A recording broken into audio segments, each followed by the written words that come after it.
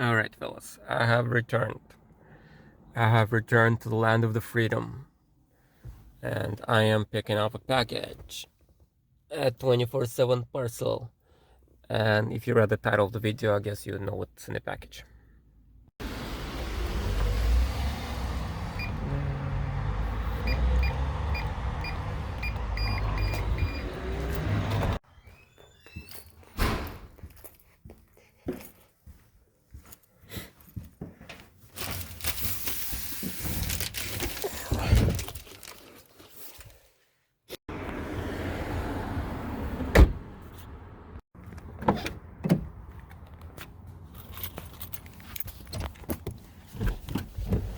Alright.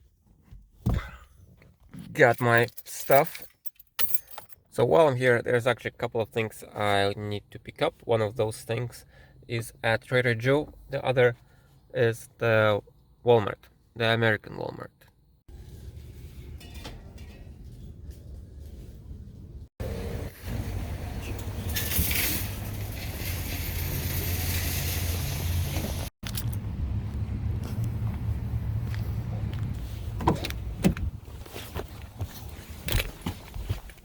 I went to buy stop leak 8205, but I didn't find it, so that was unsuccessful. But did you see that security jeep just patrolling the parking lot of Walmart? That's pretty cool. I mean, also makes me kind of feel worried, like why do they need a jeep patrolling the security? Last year in the States, I think it was Costco, I saw like security guards with like full assault rifles on guard. Makes me feel like I'm in Mexico or something. This is actually kind of cool. I don't have data on my cell phone while I'm in the land of the freedom, and I don't have maps downloaded, but I remember that I do have maps downloaded in my head unit. And if I just like say auto parts, it just like finds me some auto parts stores, and O'Reilly's is not that far from here, so might as well check it out.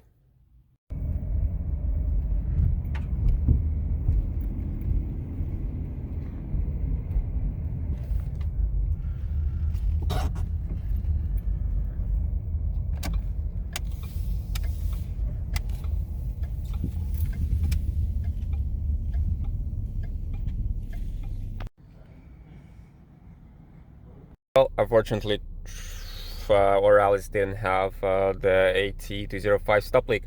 I'm gonna give up on finding it. I'm just gonna order from Amazon. For now, next stop is Trader Joe. And yeah, check out this sick Ford Focus. Look at that thing. Isn't that dope? Focus. Focus on the focus, not on the droplets on the window. Trader Joe! I have arrived. So, this is the reason why I went to Trader Joe's. These banana chips are amazing, and we don't have that in the land of United Provinces of Canada. Yeah, that concludes my trip. Gonna gas up and head back to my homeland. Almost forgot to buy gas. The funny thing is, this Chevron station is like really close to the border, and that's actually one of the better prices from what I've checked around. Well, I would think like, you know, they would have jacked up prices close to the border, you know, to make profits on all Canadians.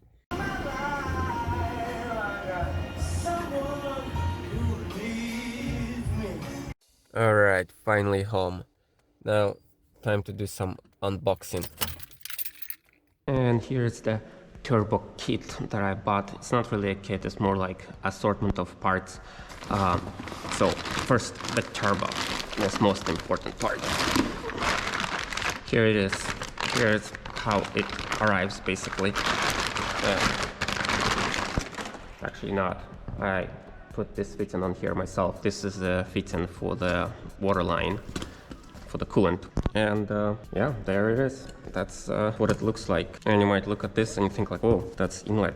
That inlet is pretty small. But then if you look inside, you'll see the wheel is even smaller than an inlet. This turbos are quite small. They're good for about 400 horsepower. It's actually good that they're small because they can be fit quite close to the engine. That way it can't really fit much else. I will take off the compressor housing. That will measure the inducer, exducer size of the wheels on the compressor and the turbine later. The wastegate from Howard Cows, I think it's supposed to be set to like 14 psi, but we'll mess with it later and find out for sure what spring is inside this wastegate. And just in case, I bought an adjustable wastegate.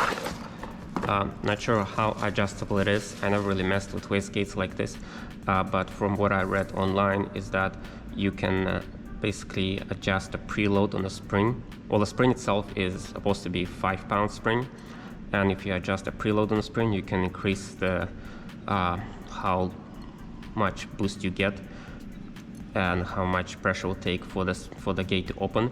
But at the most loose spring rate, it should be like 5 pounds. One more thing about the turbo, that's the exhaust flange. This is not what the exhaust looks like on a 3.7 Mustang, so you would not be able to bolt this up directly, but what you can get is these flanges. I think there's a lot of them out there. Doesn't need to be exactly anything specific. It's just a ball exhaust flange with a 2-bolt turbo adapter.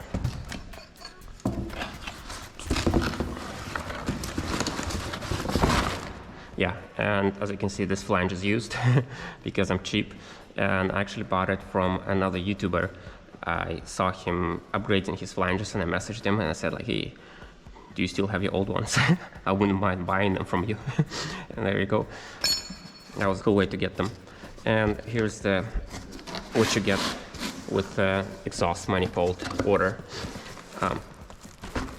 Actually, I don't remember what I was expecting when I was ordering it, but yeah, it comes with exhaust gaskets for the manifold.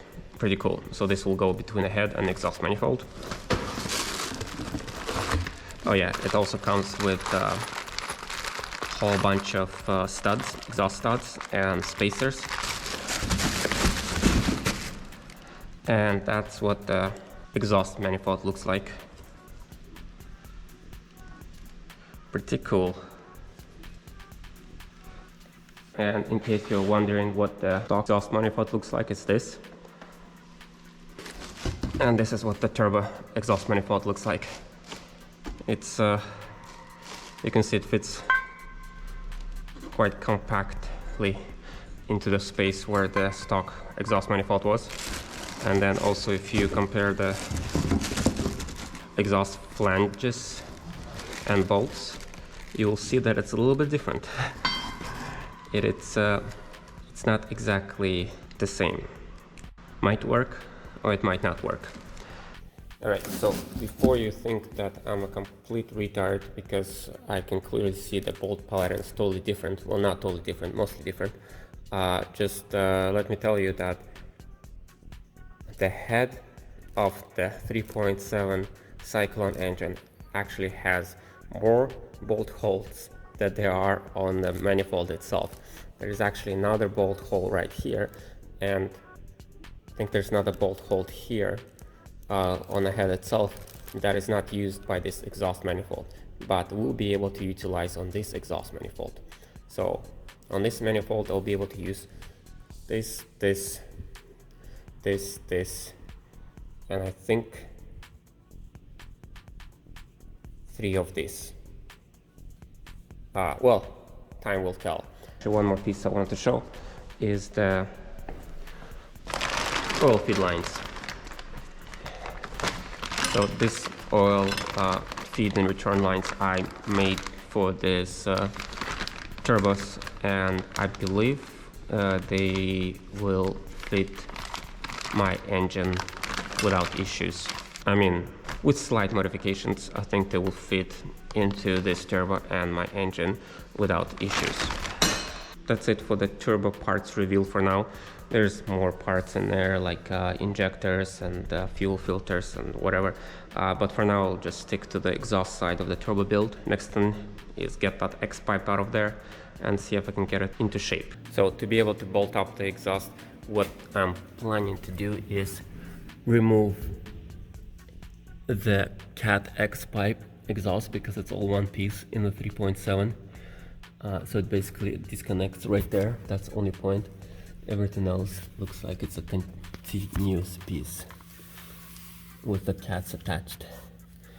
I'm gonna remove this whole X pipe, try to fit it into my Ford Escape, drive it to work, and see if I can change the angle just at the end of the cat right there, and see if that would make the yeah.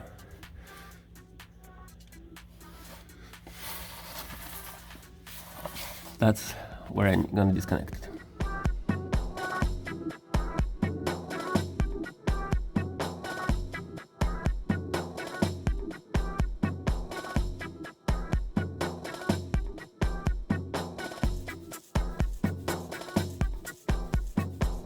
Got the car all jacked up, and then you need to unplug the O2 sensors. So there's a one plug here, and then there's one plug here. So I got them unplugged. Just need to unplug the O2 sensor that's actually inside the cat, and then we'll be good to go.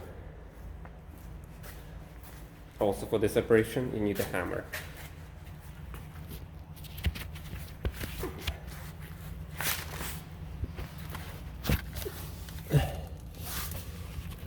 So there's this bolt right here on the exhaust clamp. Just loosen those up, grease them up, and then there's a tab you need to hammer for this clamp to slide that way. You could just hammer it with the hammer. Here are the exhaust clamps.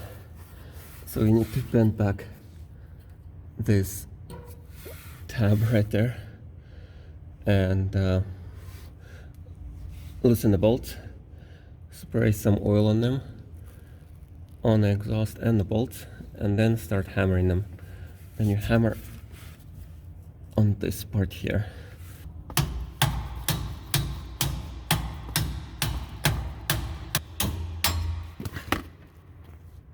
There we go. Oh, the X pipe. The X pipe is free. I kind of suspected that maybe I don't have the car high enough for the exhaust just slide right out. Well, let me see if I can finagle it out instead.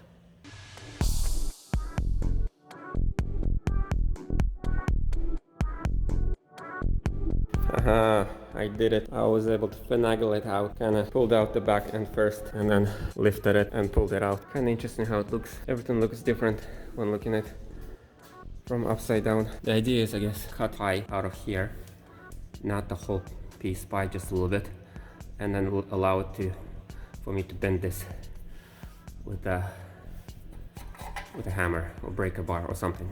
Shove it in here and pull it down, just to change this angle a little bit like this, and do the same thing here. From my understanding, from my hopeful thinking, is that the distance between the ports doesn't change. They just need to change the angle to be pointing a little bit more forward and less upward. Cool, it's actually not as big as I expected. I thought this would be really difficult to fit into a car, but I think we'll have no problem. So I'll just remove the O2 sensors and I'll load it up into my other car and I'll bring it to work.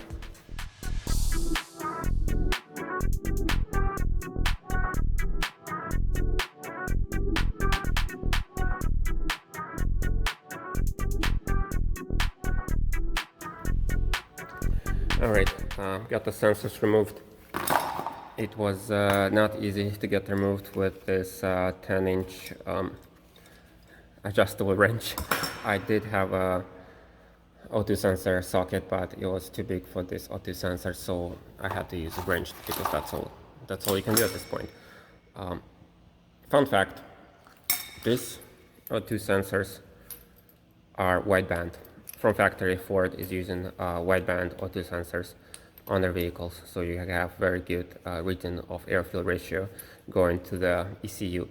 And if you heard, how people say you need wideband to tune your car, and people would go install like aftermarket wideband sensors so the tuner has something to go from. In Mustang, you don't need to do that. You have wideband already installed. You just need the tuner that can read the air-fuel ratio from these sensors, and these sensors are good. And you have one in each bank, so you have very good reading from both sides of the engine. And exhaust, it looks rusty, but this is actually 409 stainless steel. Also looking at this, like as I was talking about, that I'm gonna change the angle. Yeah, so on this side, yeah, it's I have a decent amount of room to cut a pie and bend it, but on this side is actually, I think I might have jammed this up there when I was trying to loosen it. On this side I don't have as much space to cut a pie, so I have to be very careful what I do with this. Don't want to mangle up this ball joint either. Exhaust looks kind of interesting. It doesn't just go straight, kind of like pivots one way and pivots other way, and does it on both sides. I don't know what's going on. I don't know why they did it. Maybe it's to make it easier to access the bolts, but I don't know, it seems pretty weird. It's bring your cats to work day. Got the exhaust here at the office. I'm gonna do some grinding. Alright, I've screwed up. I have ovaled out the flange using this pipe. Test fitted the exhaust. It's butts up against the turbo. It looks good, but it's not right. There still needs to be more adjustments to be made. It's really confusing. I have no idea what's going on. So I will actually bolt up the second turbo and then try to measure them both, or eyeball them both before I proceed to remove this exhaust again and making more modifications.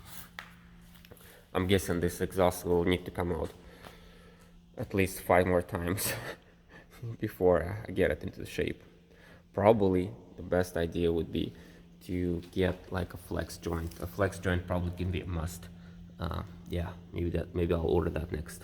All right, got the second turbo in there. It's below the hoses there, and it fits even worse than the first one. Yeah, the exhaust is completely off, and you can see that one of the stud from the exhaust, it's like almost running into the firewall. So yeah, it's gonna be really tight in there. I'm gonna change like to a shorter stud. I think it's still doable. I think the reason for that is this driver's side exhaust header, it's kind of points down quite a bit, as opposed to, yeah, see that how the other side was going more like straight. This one's kind of going down right after it finishes. And the turbo manifolds, how they're sitting, they're kind of basically pointing straight back. You can see it easier on this side. Basically left and right side are quite similar, and you can see the exit is basically just points right straight back, and then you need to angle down with the downpipe, not the turbo itself. The turbo itself doesn't exit downwards, it exits basically backwards. Yeah, quite an interesting turn of events. Let me see if I can get a better look from below.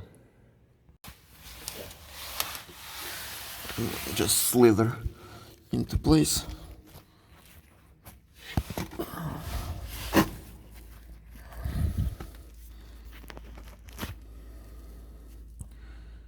All right.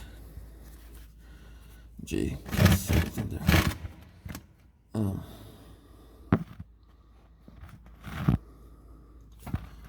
Anyway, there's the exhaust. It doesn't line up. Actually, it's not as bad maybe as I make it sound. I think it's off by about 45 degrees in the camera. Anyway, so yeah, that's how it is. Kind of really thinking about maybe I should just try to fabricate something that is catless. Another reason for this is just there's a lot of bends in this exhaust, all bendy like this. Well, specifically between a cat and a header. Yeah. And that's the other side. The other side basically right now almost lined up, and it has pretty good clearance from the firewall and from the frame and everything. This one requires quite a bit of finagling.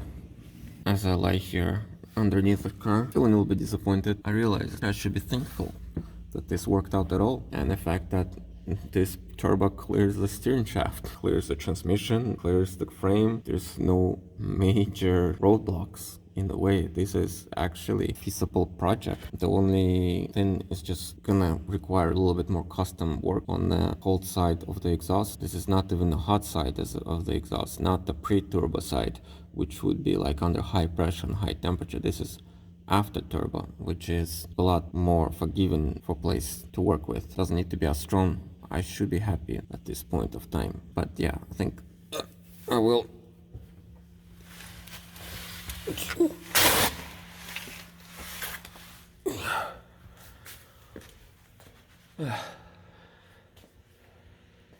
Pack up for now and take a bath, think about my life, and regroup.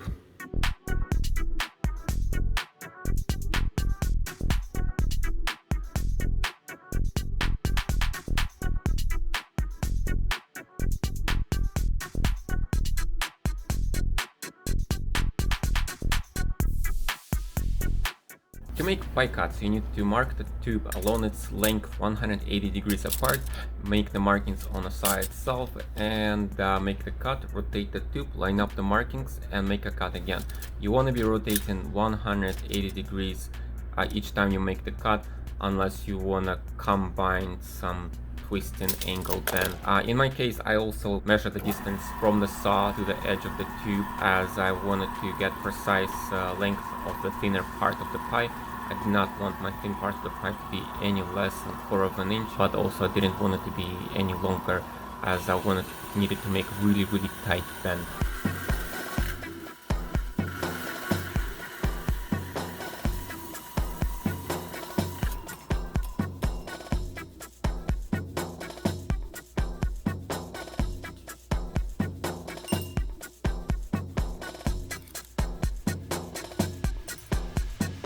Alright, for some reason GoPro was beeping at me. Take 2. This is the thing that I made, and it needs to bend down pretty aggressively, as it is, there's not much room there. Exhaust basically goes right into the chassis or the frame rail or something, so that's why need to bend down. And also, as you can see, there's this bolt, the stud actually, it doesn't have enough room for this flange. I think I'm gonna go a different way, but just to show how it looks, I'm gonna fit it on there. Not with this one, because this one actually, I don't know if I can finagle my way in there. It's not even worth it. I'm just gonna show how this works, I guess.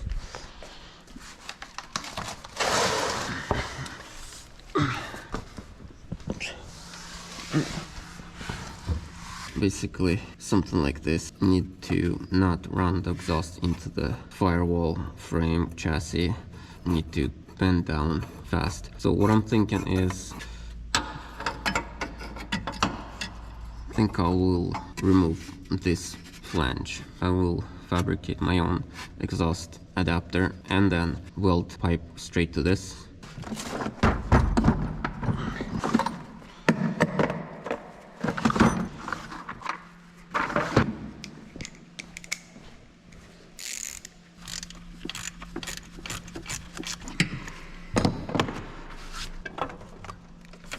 Alright. And the turbo is out.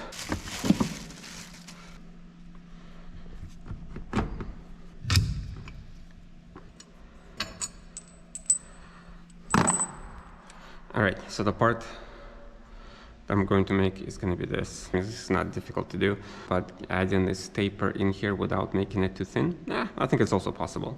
I'm not even sure if this exit is actually 2 1/4, because that's what the exhaust pipe is 2 1/4. You know what, I'm gonna take it to work, I'm gonna model it, and then, yeah, actually this does look like it's a little bit smaller than 2 1/4. I'll probably make it a little bit bigger than 2 1/4 so the pipe can go inside, and then I'm gonna weld around it. Yeah, and that way I will not need to mess with this adapter, because, yeah, as you can see with this adapter, I need to have this much space of straight pipe at least. This thing it is clockable, so you can rotate it. I mean, yeah, see, this is clocking. You can rotate it, but it looks like it's forgiven for the alignment, but it isn't. If it's not aligned perfectly, the bolts will not line up and you cannot tighten it. So it's not actually as forgiving as I thought. Yeah, so I'll make one of these things myself and weld the pipe onto it like that. So this video is getting pretty long, so I think I'll cut it here. One thing I have been avoiding mentioning until now is what turbo kit is this. It's not actually a kit at all. These are just parts I put together. The manifolds are made for 3.5 EcoBoost F-150 truck made by BD Diesel. That's why they have more bolt holes than stock manifolds. The turbochargers are from eBay. The oil lines are from Rock Auto. And thanks for sticking around this long. The part 2 will be out next week. See ya!